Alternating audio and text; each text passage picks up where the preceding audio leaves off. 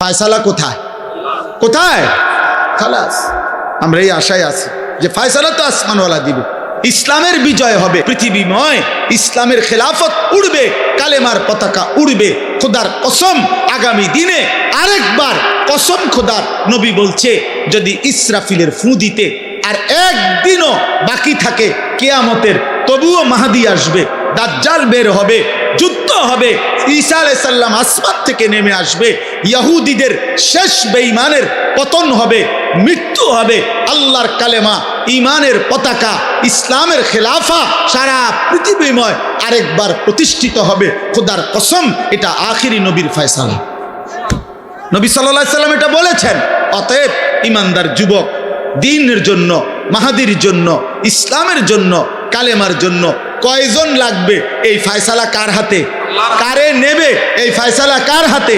অতএব চরিত্রহীন যুবক, লম্পট যুবক, নারী, অশ্লীল ছবি, জিনা ব্যভিচারের দৃশ্য দেখে তোমরা যারা আছো, মনে করো না তোমার মতো অপদার্থের জন্য ইসলাম আটকায় যাবে। তোমার মতো আকামলা ছাড়াও ইনশাআল্লাহ ইসলামের বিজয় হবে, কালেমার বিজয় হবে। কিন্তু একদিন চোখ বন্ধ হইলে দেখবা, কবরে গেলে ফেরেশতা তোমার মতো নাফরমানকে লাথি দিয়া কবরে পাঠাইবে জাহান্নামে।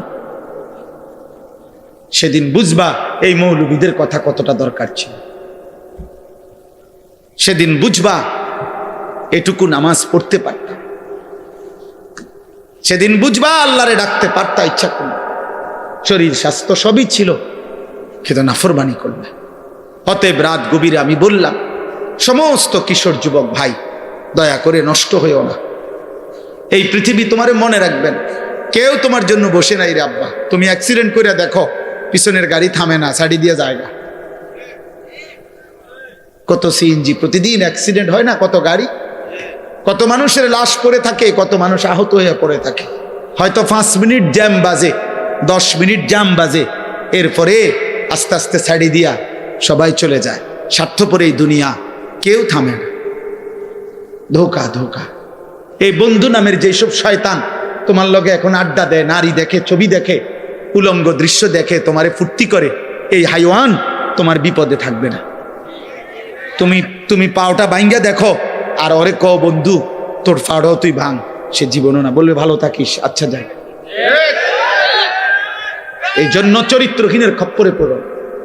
আমি বললাম চরিত্রহীনের খপ্পরে পড়ো, নিজেরে চালাক মনে করো।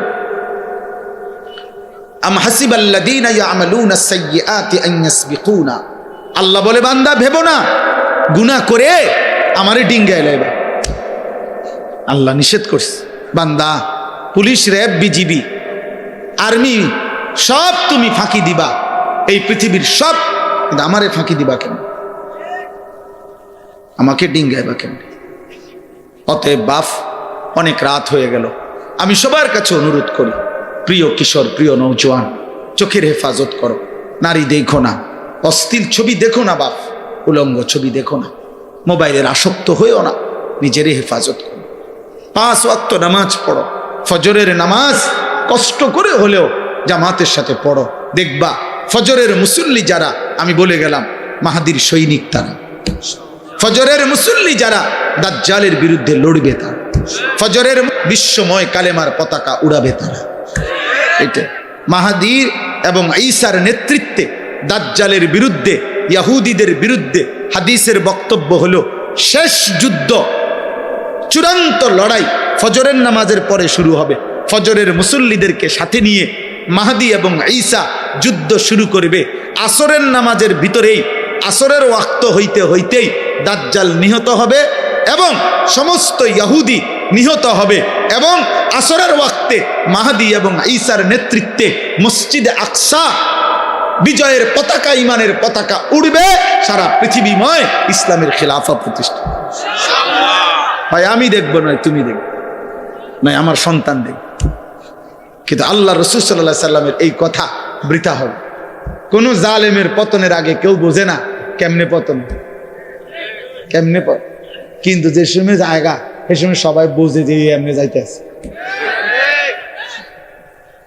বুঝেন নাই? হ্যাঁ, হেলিকপ্টার উঠবার আগে কেউ বুঝছে না যে হেলিকপ্টার দিয়ে যাইবো না অটো দিয়ে যাইবো, কেউ খেয়াল করতে। কিন্তু যখন হেলিকপ্টার ছেড়ে দিছে সবাই বুঝা লাইছে যে এই জায়গা